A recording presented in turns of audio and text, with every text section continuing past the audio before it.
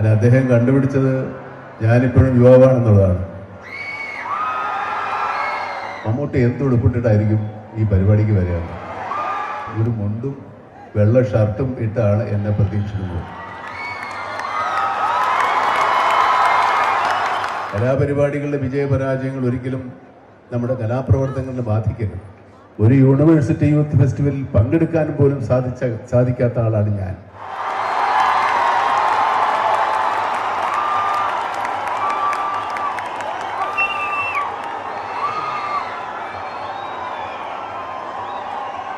പ്രിയപ്പെട്ടവരെ,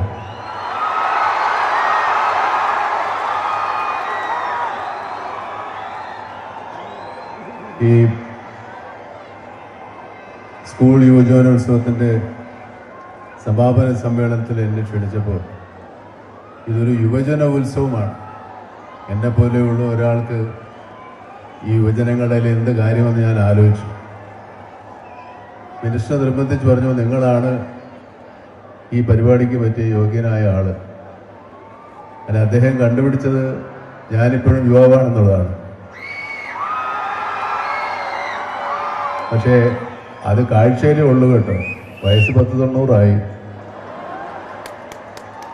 ഏതായാലും ഞാൻ വരാമെന്നുള്ള കാര്യം തീരുമാനിച്ചപ്പോഴാണ് ഞാനൊരു വീഡിയോ ക്ലിപ്പ് കാണുന്നത്. മമ്മൂട്ടി എന്തുടുപ്പിട്ടിട്ടായിരിക്കും ഈ പരിപാടിക്ക് വരിക? അപ്പം ഞാൻ ഏതായാലും അതിനു മുമ്പ് ഒരു നല്ല പാൻറ്റൊക്കെ വെച്ച് അത്യാവശ്യം ഈ യുവാവാകണമല്ലോ, നേരെ ഒരു പുതിയ പാൻറ്റൊക്കെ തയ്പ്പിച്ച് ഒരു ഷർട്ടും വേണമെങ്കിൽ ഒരു കൂളിംഗ് ഗ്ലാസ് വരെ വെക്കാം എന്നുള്ള ധാരണയിൽ എല്ലാം റെഡിയാക്കി വെച്ചപ്പോഴാണ് ഞാൻ ഈ വീഡിയോ കാണുന്നത്. അപ്പോൾ അവരൊക്കെ പറയുന്നത്, അവർ പ്രതീക്ഷിക്കുന്നത് ഒരു മുണ്ടും വെള്ള ഷർട്ടും ഇട്ടാണ് എന്നെ പ്രതീക്ഷിക്കുന്നത്.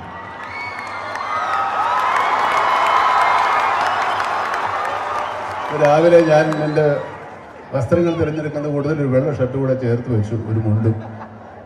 നിങ്ങളുടെ എല്ലാവരുടെയും പ്രതീക്ഷയ്ക്കൊത്ത് അണിഞ്ഞൊരുങ്ങാൻ മാത്രമേ എനിക്ക് സാധിച്ചിട്ടുള്ളൂ. പക്ഷേ ഈ ഇത്രയും വലിയ ജനക്കൂട്ടം കാണുമ്പോൾ എനിക്ക് വലിയ പരിഭ്രമമുണ്ട്.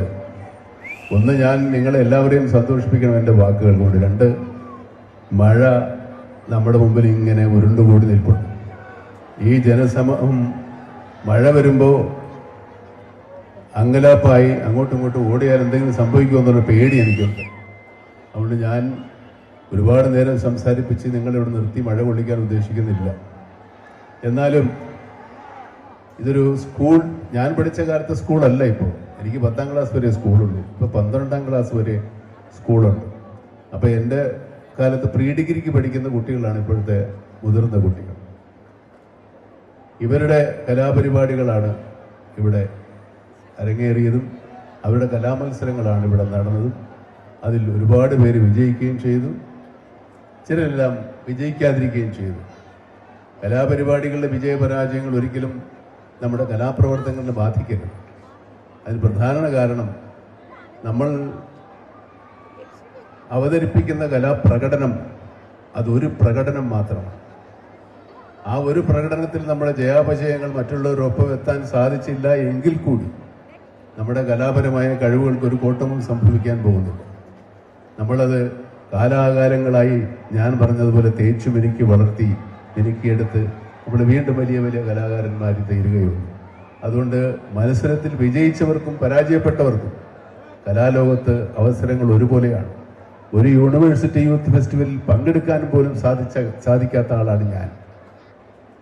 നിങ്ങളുടെ മുമ്പിൽ നിന്ന് സംസാരിക്കാൻ അർഹത നേടിയെങ്കിൽ ഈ കലാപരിപാടിയിൽ പങ്കെടുത്ത വിജയിച്ചവർക്കും പരാജയപ്പെട്ടവർക്കും ഒരുപോലെ ഒരുപാട് അവസരങ്ങളുണ്ടാവും.